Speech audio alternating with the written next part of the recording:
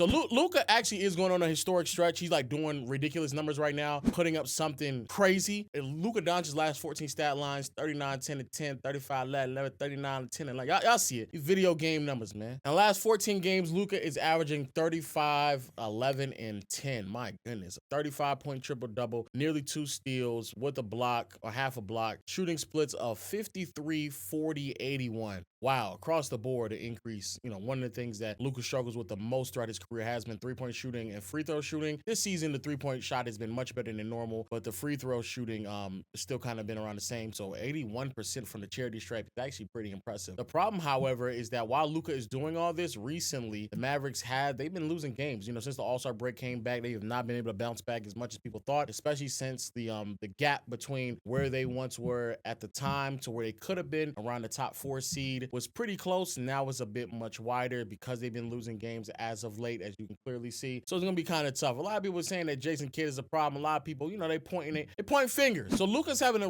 ridiculous stretch. He's actually playing historically great. He's putting up great numbers, but the team is not winning. The gap between the two, where they once were and where they are right now, has been smaller. So I think a lot of people are asking the question, what exactly is going wrong? Because I think a lot of people also want to know, like, is this going to be the makeup of the roster? Of course, Luka could potentially leave, force his way out, very similar to a lot of other young superstars have done in recent memory if the team doesn't piece things together. And unfortunately, it's tough. It is tough. And what's even worse is that it's not as if like the team doesn't have the makeup for some of the problems that they normally have. One thing that I always find very, very interesting is the level of ball dominance and what exactly this team is doing from a structural standpoint offensively. It doesn't make any sense that Luka dominates the ball as much as he does. We all know the numbers are fantastic, amazing. And actually, let me take it back. Let me go back for a second. They're putting up these numbers, but Luka's losing. And I talked about this on my main channel chat. Luka and the Mavericks are falling for the same trap that we all know is going to happen. Video game-like numbers, historic run, but it won't translate to any type of consistent success, right? So right now, they're struggling. They're not playing that well, and they're still facing very similar problems that they always do. And when Luka puts up these numbers, he's a ball-dominant player. My question is, why exactly does he need to be this ball-dominant when the makeup of the roster and one of the most important pieces they brought to this team, Kyrie Irving, is supposed to alleviate him of a lot of those concerns and problems? And when I sit here and I see these things, it always blows me every single time. On average seconds per touch, effectively how long you hold the ball, Luka is still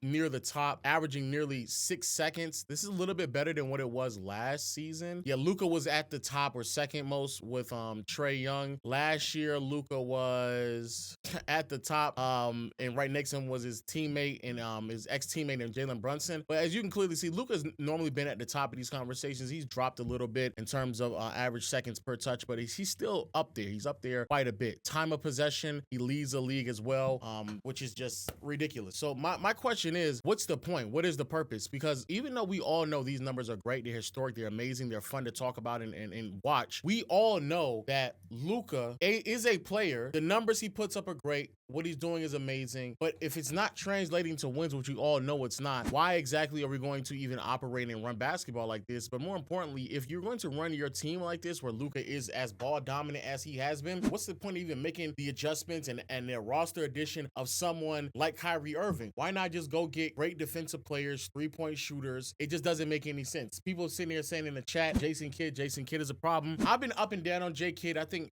for some parts of what's going on so far this season, he's been doing great. The whole Maxi Kleber obsession and the small ball set obsession doesn't make any sense. There's still way too many times post-trade deadline where they got Gafford. They have Derek Lively. He's been doing much better as well. Even though they're young, even though you could argue that they don't really fit the switching scheme, you may just need to utilize a different scheme when those two players are on the floor, because going small ball, having Maxi Kleber out there doesn't make any sense at all. But what's probably even more concerning is the whole Kyrie Irving and Luka Doncic journey and what exactly this looks like. This experiment has been a little bit up and down. I do believe that there's still a really good fit alongside one another, and in theory, you will want another shot creator around Luka, but if he's not off ball, I really don't know what's the purpose. Kyrie's only played 42 games so far this season, and I think there's a lot of questions on what he's going to look like in the postseason. So far, though, he's playing fantastic. This might be actually one of the best seasons of Kyrie's career. Yeah, 25 points, shooting around 49% from the field, 42% from behind the arc, nearly 90% from the charity stripe. It is about as good as you can get for for Kyrie Irving, second option in the NBA, hella skilled. But if he's going to be a glorified spot-up shooter, if he's going to be a glorified, attacking closeouts type of a guy, what's the point? Because you can definitely get that with other players while also getting better defenders as well. And you're not utilizing correctly. I think there's a lot of questions behind that. More importantly, however, when we look at the situation with the whole Dallas Mavericks, as you all can see, next year is Kyrie's last season coming off the books. He does have a player option, but if things don't work out, there's a possibility that Kyrie just says, hey, yo, I don't want to be here no more, dog. If he doesn't want to be here anymore, then I do believe that begs the question of like what exactly this team looks like from a structural standpoint. And you have to really kind of beg the question of how good this team is going to be. Even if Kyrie does fulfill this entire contract, $40 million left, unless they're willing to give him an extension that will please him financially, which to be fair, I do believe that's what Kyrie is looking for in some capacity. But if they don't give him that, he's 31, he'll be 32, same with Tim Hardaway, 32. Team isn't really built in a way in which it can be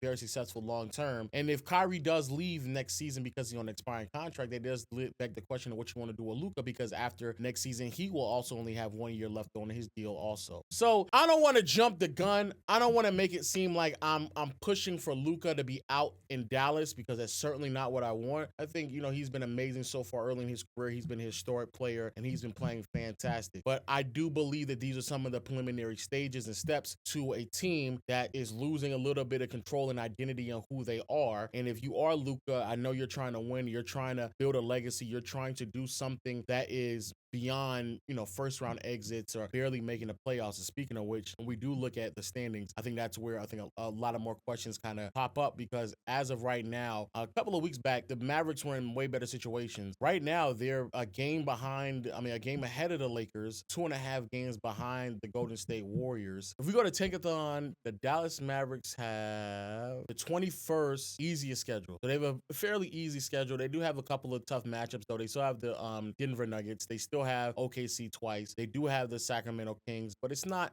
twice. And depending on what version of Golden State Warriors, they only played the Warriors one time so far. That's kind of crazy. Obviously, they're going to make the play-in. I don't think anybody's really questioning if they're going to make the play-in. The question, though, is if the ceiling for this team is a play-in, because even last year, albeit you're dealing with a lot of ironing out a lot of problems. You're not really as good as you need to be, because you just added Kyrie. So that's fair. But we now have almost a full season of what this team looks like when Kyrie and Luka are on the team. I think a lot of the additions that they add to roster makes the most sense for what they have in terms of personnel. And if it still isn't working out the way you wanted to work out, you have to move in a different direction and pivot in a way that makes sense. Committing to Kyrie long term when you don't even know if Luka's going to stay long term is also very questionable. And if the ceiling for this team seems to be playing or fringe playoff unit that will more than likely get knocked out in the first round of the postseason, then that really does beg the question, how good can this team really be with the roster that is constructed, with them having their financial flexibility very limited because how much they've committed to both Kyrie and Luka, and the rest of the roster basically being,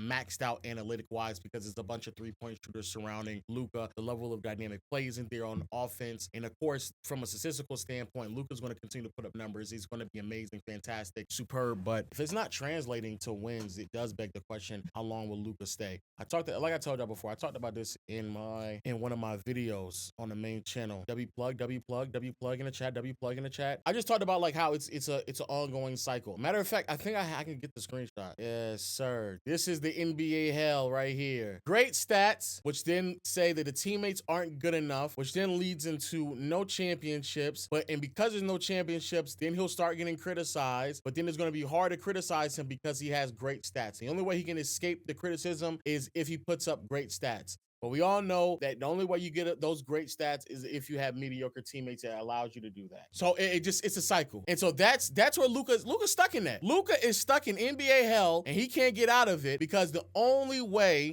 so Real Talk saying the team is good enough. No, I do not think the team is good enough for them to win the championship.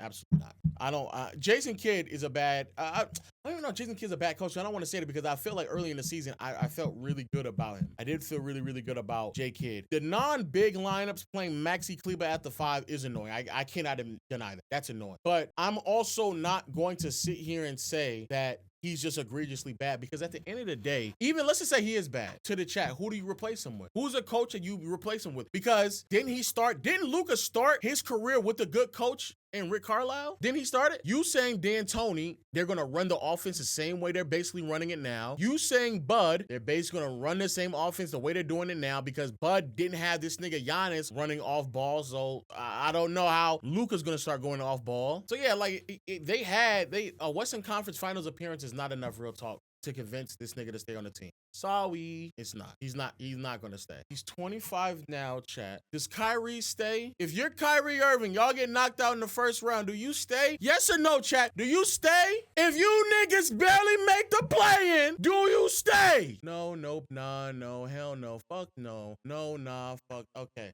So you don't stay. You demand out. You're an expiring contract. How many teams in the NBA are going to actually give you something of value for an expiring contract? 40 mil, that's a lot, but you're going to get role play. And then even if you want, let's go through the list of players. OKC, who you getting? You getting Josh Giddey? Oh, okay. Minnesota, you might get Karl Anthony Towns. Okay. So you got a floor spacing big, but not a defender. Okay. And actually Kyrie would look kind of tough on that team too. Denver, you're not really getting much of anything there. The Clippers, maybe James Harden, but that doesn't make any sense. New Orleans, you might get BI. Maybe, possibly, I don't know. But then these are also teams that Kyrie would need to be traded to that he wants to stay on. Kyrie's not going to New Orleans.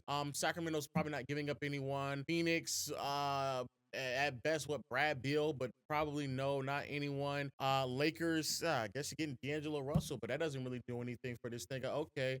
Golden State, probably not. Houston, he's not going to stay. Utah, he's not going to stay. Memphis, he's not going to stay. Portland, no. Detroit, no. Washington, no. Charlotte, no. Toronto, no. Brooklyn, no. Atlanta, no. Chicago, no. Indiana, no. Philly, possibly. Who you get out of Philly? Tyrese Maxey? If I'm Philly, I'd rather have Maxey over Kyrie anyway. So unless you just want those expiring contracts that they've been trying to shop around, so basically a bunch of role players, so nothing. Miami, who you get in Miami, chat? Tyler Hero? You think that's a needle mover for Luka? You think Luka's going to stay because Tyler Hero's on this team? Yeah, you're foolish. So no. Orlando's probably not going to move anyone. That's a needle mover, nor do I think Kyrie wants to stay. The Knicks are not a good fit for Kyrie, and I don't think he wants to go there because if he could, he would have went there when he was a free agent years ago.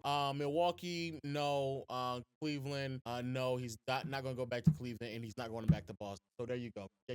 So even the teams that he would want to go to, sure, but what they're going to get in return for Kyrie isn't going to be enough to convince this nigga Luka to stay. And on top of that, there aren't any disgruntled big time names unless you think Boston is going to blow it up. There isn't any big time names that are going to be coming through the pipeline outside of possibly Karl Anthony Towns that will really make a difference for this team. And I don't even think that's a good enough name to convince Luka to stay long term. So long story short, now real talk got me making hyperbolic statements, but fuck it, we here. Long story short, Luka's gone. He's not staying. Luka's not going to stay. He's not staying. So get your Luka jerseys ready for another team because that nigga's not staying, bro. He's going somewhere else. San Antonio, Luka and Wemby, I love it. But Luka's not staying, bro. He's out in Dallas playing in NBA hell. The only way he can get the recognition is if he put up the stats because he has mediocre teammates, or at least not good enough teammates to win a championship, which then leads to the criticism. And once he gets criticized, he can be like, oh, wait, he is putting up those great stats. So as long as he puts up the great stats, we can avoid the criticism, and he has to keep going over and over and over again. We've seen it for years now. They had Brunson, had the opportunity to pay him, didn't do so. They had KP, didn't want to organize a functional offense around him, so they lost him. Porzingis out in Boston looking really good. Jalen Brunson looking fantastic. They had the pieces to make the team more functional sound offensively around Luka, so he doesn't have to do this. But here we are now. Congratulations to Luka.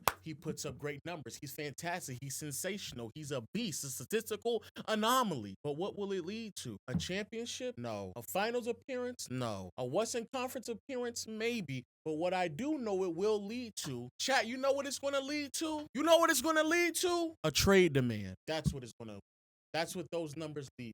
We've seen it, the writing on the wall. It's already been. We've seen this several different times. Unless they do something of significance, Luka staying in Dallas would be malpractice to his own career, so it doesn't make any sense to me. That's probably the reason why Mark Cuban decided to sell some of his shares of the team. But yo, let me know your thoughts in the comment section below. Real talk really got me going this one, man. Thanks, Real Talk, man. You made this a little bit more spicier. But until next time, we'll see you all later. Peace.